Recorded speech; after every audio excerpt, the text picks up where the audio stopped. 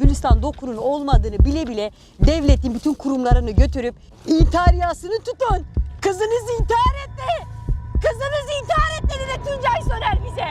Bizi o köprünün başına götürüp dalgıç abilerim her çıkışında gidin burada. Bu vali sizi kandırıyor. Kızınız burada yok derken o bana inanın. 2 çocuğum üzerine yemin ederim size kızınızın bedenini vereceğim denildi.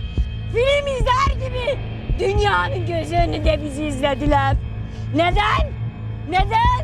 Katilin kara gözü için, katilin kara kaşı için. Katil kim? Dönemin valisi Tuncay Soner'in oğlu Mustafa Türkay Soner.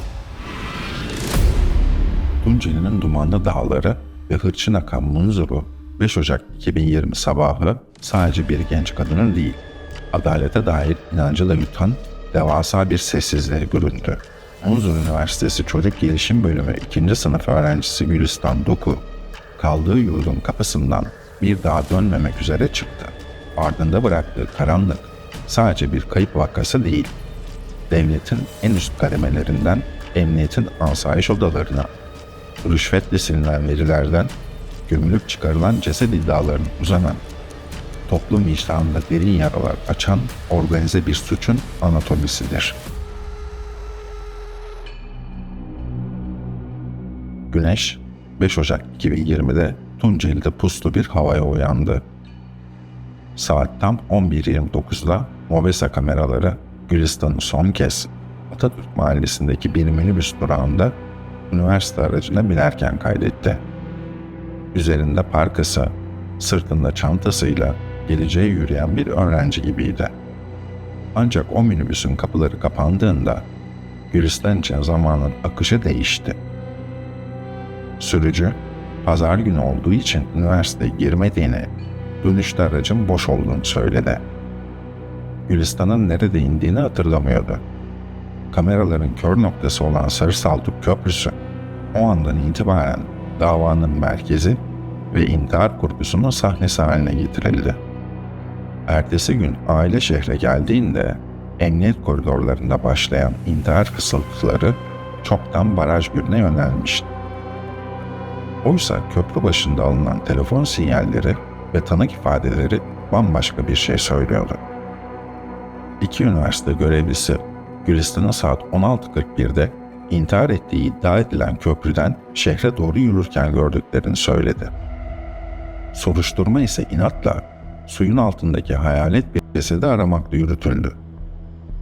Tam 220 gün boyunca Baraj Gölü boşaltıldı. Sualtı timleri her taşı çevirdi ama Gülistan'dan tek bir iz bulunamadı.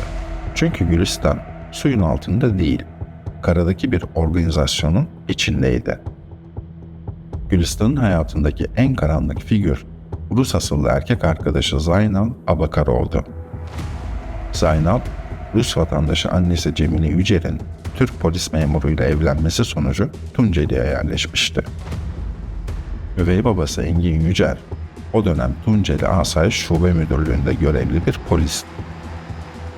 Bu aile yapısı Zaynal'a şehirde görünmez bir koruma kalkanı sağlıyordu. Gülistan ve Zaynal'ın ilişkisi üniversite yıllarında Tunceli'de başlamıştı. Ancak bu ilişkide sadece sevgi değil, baskı ve şiddet de vardı. Zaynal'ın Gülistan'a ulaşamadığı her anda Gülistan'ın arkadaşlarını rahatsız ettiği biliniyordu. Fakat bu ilgi ve merak Gülistan ortadan kaybolduğunda aniden kesildi. Yaşam dolu bir genç kadının hayatı 4 Ocak 2020 gecesi büyük bir kırılma yaşadı. Gülistan o gece Zaynal'ın ailesinin evine gitti. Burada bir tartışma çıktı. Olayın en can alıcı noktası bir polis memuru olan üvey baba Engin Yücel'in ifadesinde saklı. Yücel, o gece Gülistan ile Zaynal arasında bir tartışma olduğunu, Gülistan'ın evden gittiğini, yağmur yağdığı için Zaynal'a arabanın anahtarını verip peşinden gönderdiğini söyledi. Ancak bu iyilik girişimi polis ekiplerinin ihbar üzerine olay yerine gelmesiyle sonuçlandı. Gülistan zorla araca bindirilmeye çalışılmış, Zaynal tarafından alıkonulmuş. O geceye dair akrep tipi zırhlı araçtaki ses ve görüntü kayıtları ise dosyaya hiçbir zaman dahil edilmedi.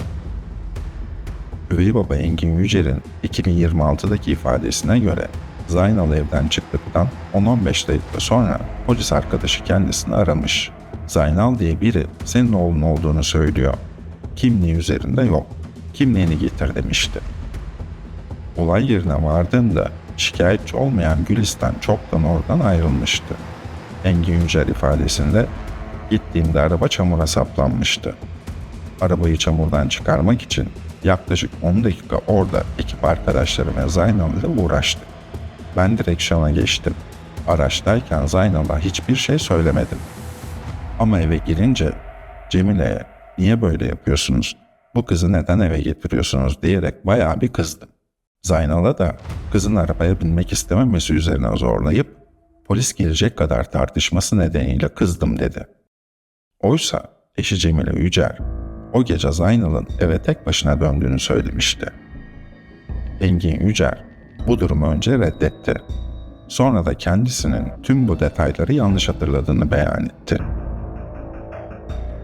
Gülistan'ın o gece kafeteryada Hanımeli'de işe giriyor ya, o gece Gülistan'a gidip bir şey gösteriyorlar. Gülistan'ı bir şeye zorluyorlar. Gülistan da bu yolun yolcusu olmadığı için bunu kabul etmiyor. Gülistan'ı bunların önüne atan kim oluyor? Zaynal Abarokov oluyor. Gülistan bir ay boyunca zaten Zaynal Abarokov'la iletişimde değil, ayrılmışlar. Bunlar o şeyi Gülistan'a gösterince Gülistan apar topar yukarı Zaynal'ın evine gidiyor. Zaynal'dan yardım istiyor. O gece o evde kavga çıkıyor. Gülistan'la Zaynal gelip orada tartışınca bir vatandaş polisi arıyor diyor, bunlar kavga edecek. Aslında onlar o gece Gülistan'ı öldürecekti. Gülistan'ı zorla araca sokmaya çalışıyor ya. Gülistan için o gece o kadar uzun sürdü ki kaldığı yurdun giriş saatini kaçırdı. Geceyi bir öğretmenin evinde geçirdi. Ancak bu sığınak ertesi sabah Gülistan'ı korumaya yetmedi.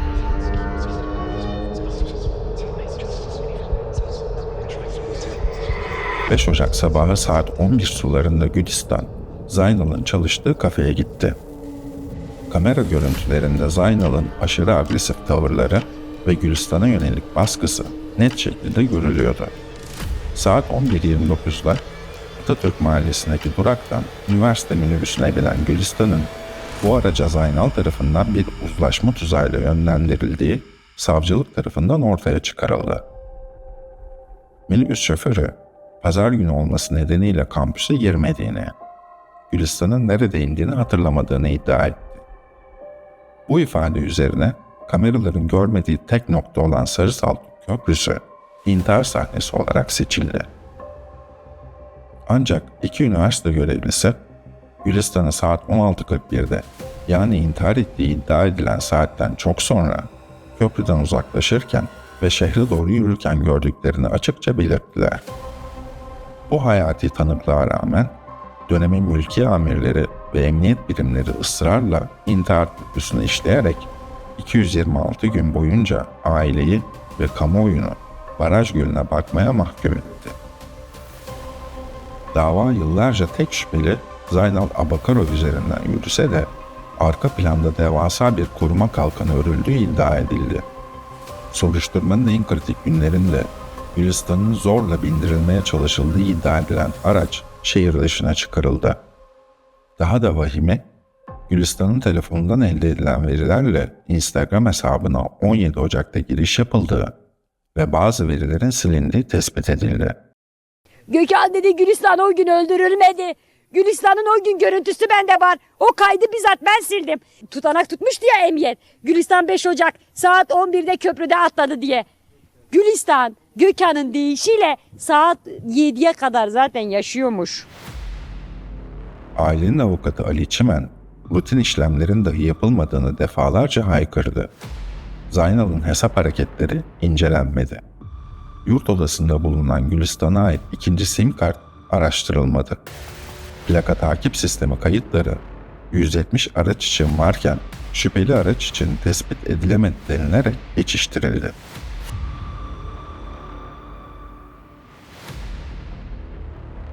Kim bu memlekete, ordumuzun her köşesine, ülkemizin her köşesine bir hizmet yaparsa, bir çiftlik çakarsa Allah razı olsun. Soruşturma ilerledikçe dosyanın neden bir duvara çarptığı 2026 yılındaki operasyonlarla anlaşıldı. Dosyadaki düğüm 2025 ve 2026 yıllarında değişen savcı ve titizlikle incelenen 700 saatlik ek kamera görüntüleriyle çözülmeye başlandı. Gizli tanık Şubat korkunç bir iddiayı ortaya attı. Gülistan köprü civarından bulunarak öldürülmüş, cesedi ise bulunmaması için birden fazla kez yer değiştirilmişti. 21 Ocak 2020 tarihinde Zaynal'ın telefonunda mama olarak kayıtlı olan annesiyle Rusça mesajlaşmaları o dönem özel kabul edilip raporlanmadı. Bir genç kadının yaşam hakkı, şüphelinin aile içi mahremiyetine kurban edilerek dosya dışı bırakıldı. Oysa raporlanmayan mesajlar, Zaynal'ın Gülistan'a yazdığı gibi "Senin için her şeyi yaparım, güven bana" diyen masum bir aşık olmadığını gösteriyordu. Zaynal annesine şöyle demişti: "Yapabileceği hiçbir şey yok. O cehenneme gönderilecek.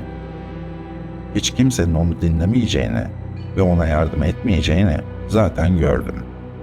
Ancak asıl büyük kalkan dönemin Tunceli valisi Tuncay Sonel ve oğlu Mustafa Türkay Sonel tarafından oluşturuldu. Vali Sonel, koruma polisi Şükrü Eroğlu aracılığıyla Doku ailesini kontrol altında tutuyordu.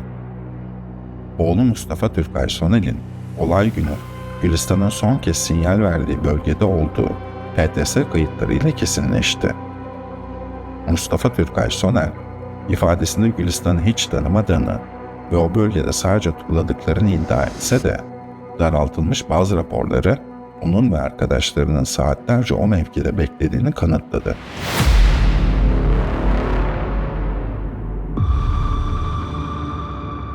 Gülistan'ın fiziksel varlığı yok edilirken dijital izleri de profesyonel bir temizlik operasyonuna maruz kaldı. Eski bir narkotik polisi olan Gökhan Ertok, Gülistan'ın sosyal medya kayıtlarını ve mesajlarını silmek karşılığında $10.000 rüşvet almıştı.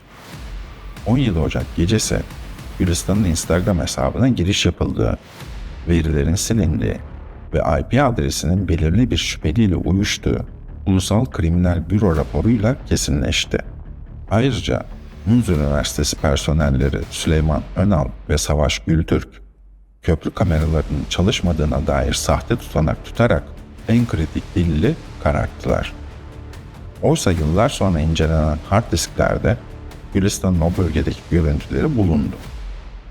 Dönemin hastane başhekimi Çağdaş Özdemir ise hastane veri tabanındaki giriş kayıtlarını manipüle ederek Gülistan'ın o günkü hareket alanını daraltmaya çalıştı.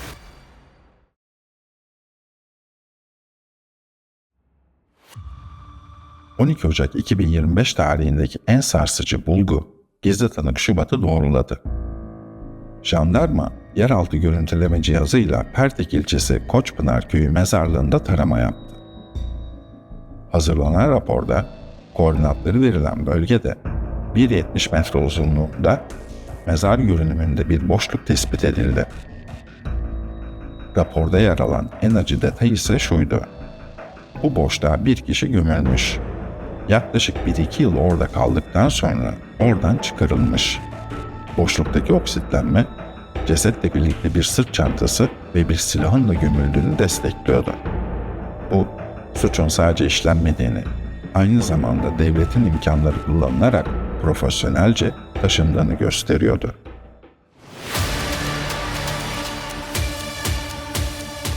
Nisan 2026 itibariyle Türkiye hukuk tarihinin en ağır güç suistimali operasyonlarından biri gerçekleştirildi.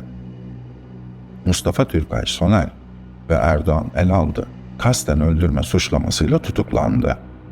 Zaynal Abakarov, annesi Cemile Yücer ve üvey babası Engin Yücer, suç delillerini gizleme ve yok etme suçundan cezaevine gönderildi.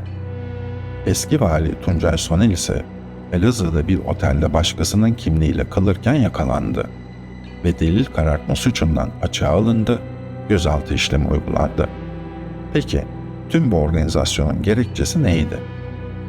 Gizli tanıkların iddiasına göre valinin oğlu Mustafa Türkay Sonel verdiği partileriyle ünlüydü. Gülistan'ın rızası dışında bulunduğu bu ortamda cinsel istismara uğradığı ve hamile kaldığı iddiası, bir başhekimin hastane kayıtlarını silmesine kadar giden zincirleme bir suç ortaklığını doğurdu.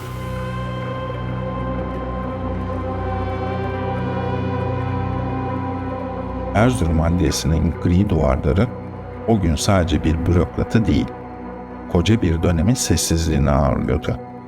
İçişleri Bakanlığı tarafından açığa alınan eski Tunceli valisi Tuncay Sonel, Elazığ'da gözaltına alındıktan sonra Erzurum'a getirildi. 21 sayfalık ifade tutanağına sığan 78 soru, aslında 6 yıllık bir karanlığın hesabını sormaya yönelikti. Savcılığın tutuklama sevk yazısındaki o cümle, adliye koridorlarında yankılandı. Suçun ağırlığı ve toplumda yarattığı infial nedeniyle toplumsal huzursuzluk ancak tutuklamayla dindirilebilir. Sorgunun en gerilimli anı Gülistan'a ait sim kartın akıbetiydi. Devletin valisi bir adli emaneti resmi kargo yerine neden bir yolcu otobüsüyle Ankara'ya göndermişti? Sonel'in cevabı hız kazanmak olsa da kamera kayıtlarına ve şahitliklere çarpan bu savunma zayıf kalıyordu. Koruma polisinin zarfı bizzat bana verdi dediği noktada Sonel'in hatırlamıyorum, sim kartı elime hiç almadım şeklindeki beyanı o karanlık odadaki gerilimi zirveye taşıdı. Ankara'daki güvenliği komiser Gökhan Ertok'a giden o küçük sim kart aslında Gülistan'ın susturulmuş son seslerini barındırıyordu. Masak raporları soğuk rakamlarla başka bir gerçeği fısıldıyordu.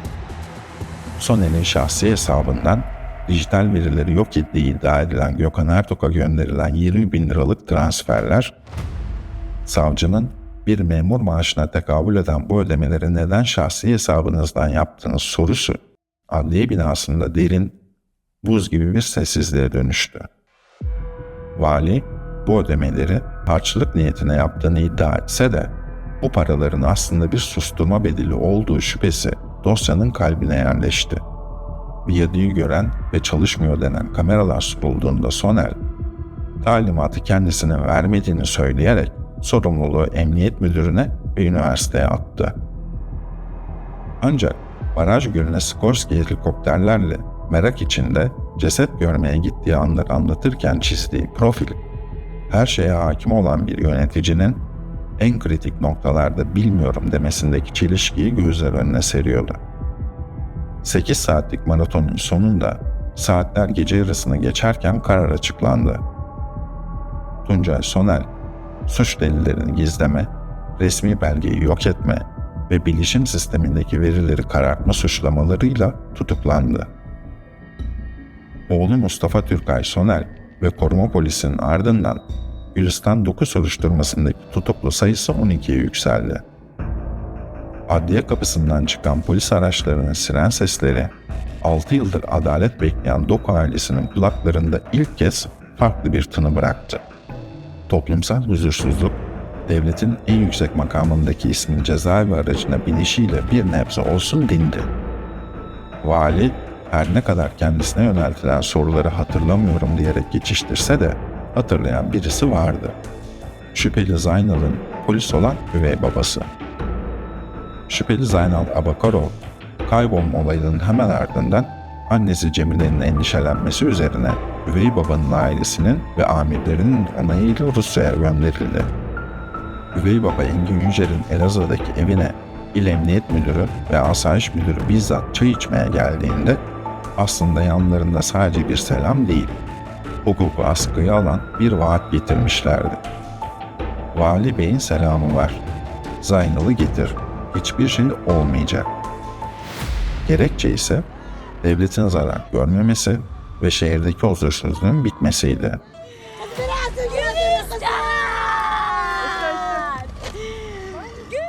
Bir gün sonra kapıyı çalan polis memurunun uzattığı zarfın içindeki 4.000 TL nakit para, Vali Tuncay Sonel'in dijital izi bırakmama konusundaki titizliğini kanıtlıyordu.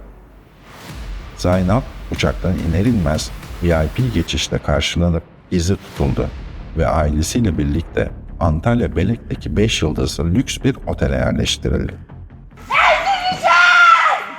Engin Yücel'in abicim. Bir sahibi çağırır mısın? İyi abla ben tanımıyorum onu. Lan ben Gülistan'ın ablasıyım ablası.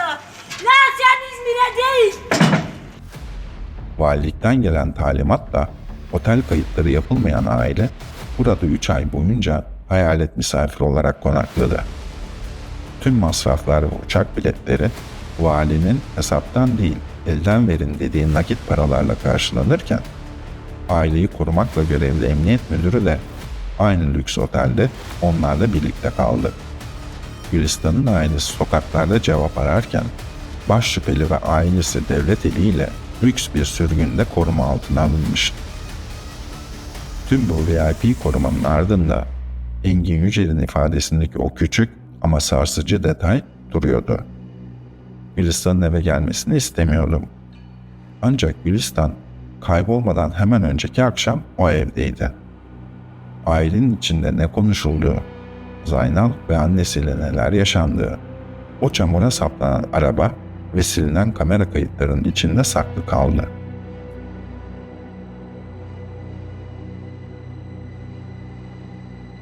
Gülistan Doku'nun kayboluşu sadece bir ailenin değil, ona en yakın olanların da ruhunda onarılmaz yaralar açtı. Bu isimlerin başında Gülistan'ın canım arkadaşım dediği sınıf arkadaşı Rojvelat Kızmaz geliyor. Birlikte aynı sobanın önünde ısınıyor, harçlıklarını çıkartmak için pazarda balık ayıklıyorlar, memleketlerinde birbirlerinin ailelerini ziyarete gidiyorlardı. İki yakın arkadaş, Gülistan'ın kaybından kısa süre önce nedeni bilinmeyen bir sebeple küsmüştü. Gülistan 5 Ocak'ta o köprüden yok olduğunda Rojvelat oradaydı. Arama çalışmalarında, nöbetlerde ve adalet çığlıklarında hep en ön saftaydı. Arkadaşının bulunacağına dair inancını yitirmemek için mezun olduktan sonra dahi Mayıs 2023'e kadar Tunceli'den ayrılmadı.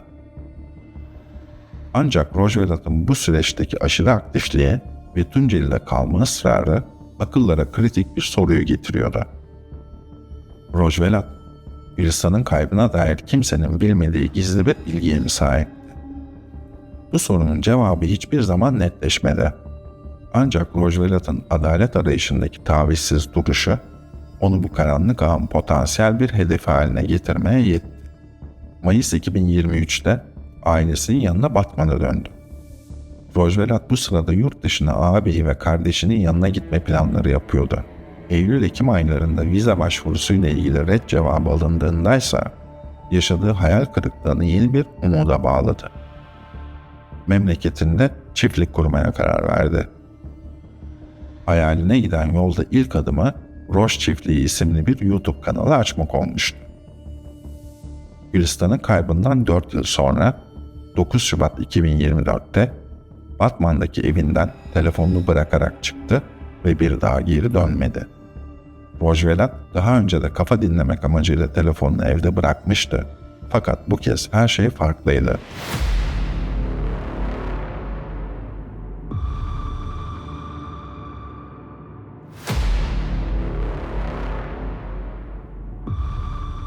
Üç gün sonra cansız bedeni Hasankeyf Baraj Gölü'nün sularında bulundu. Olayın Gülistan'ın kaybıyla olan benzerliği ürperticiydi. Tıpkı Gülistan davasında olduğu gibi Rojvelat'ın geçtiği kritik güzergahlardaki mobese ve fabrika kameralarının çalışmadığı veya dışarıyı çekmediği iddia edildi.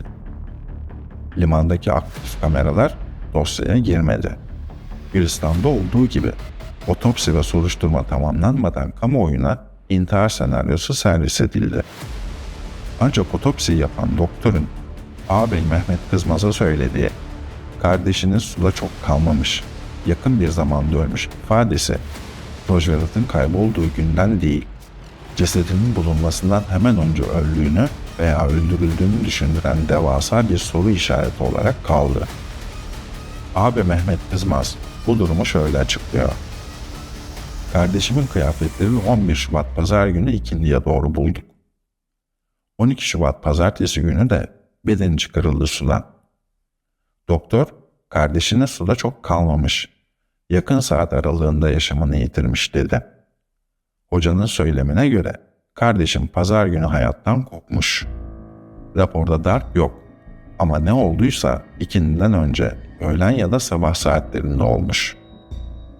Rojvelat 9 Şubat'ta evden ayrıldı. Rapora göre 11 Şubat'ta hayatını kaybetti. 3 gün boyunca neredeydi bilinmiyor. Onun kıyafetleri ve ayakkabıları tıpkı bir mizansen gibi kıyıda düzgünce dizilmiş halde bulundu. Ancak bedeni suyun akış yönünün tam tersinde, 30 metre ileride ortaya çıktı. Bu durum bedenin oraya sonradan bırakıldığına dair şüpheleri körükledi. Tıpkı Gülistan'ın barajda bulunamayan bedeni gibi Rojvelat'ın bedeninde bulunduğu yerin hikayesine itiraz ediyordu. Fakat en büyük şüphe geride kalanlarda saklı. Soruşturma kapanmasına rağmen Rojvelat'ın telefonu ailesine iade edilmedi. Ağabeyinin bir gün bir yerden bir mesaj veya sırrı çözecek bir bilgi gelir umuduyla kardeşin hattına sürekli para yüklemeye devam etmesi bu karanlık labirentteki çaresiz ama dirençli bekleyişin en acı sembolü oldu. Rojvelat'ın ölümü sadece bir kayıp vakası değil. Atanamayan bir öğretmenin, ekonomik baskılarla bulaşıkçılık yapan bir gencin ve Gülistan'ın karanlık sırrına komşu olan bir vicdanın sessizliğe gömülmesidir. 3 gün boyunca kaybının peşine sadece ailesi düşen Rojvelat'ın intihar denilen ölümü, nöbet tuttuğu Gülistan'ın davası ile yeniden canlandı. Bugün Gülistan doku dosyası aktif bir operasyona dönüşürken, Rojvelat'ın intihar denilerek kapatılan dosyası, Tunceli ve Batman arasındaki o karanlık ağda adaletin bir başka eksik parçası olarak duruyor. Gülistan'ın başına gelenleri araştıran her el, kaçınılmaz olarak Rojvelat'ın susturulmuş hikayesine çarpıyor. Çünkü bu hikayede tesadüf yok. Kadınlar toplumumuzda hem anne, hem eşimiz, hem kardeşimiz. Onların yeri bizlerde çok önemli. İşte insan gurur duyuyor. Bakıyorsunuz emniyette aynı şekilde kadın hakim ve savcılarımız, öğretmenlerimiz, doktorlarımız,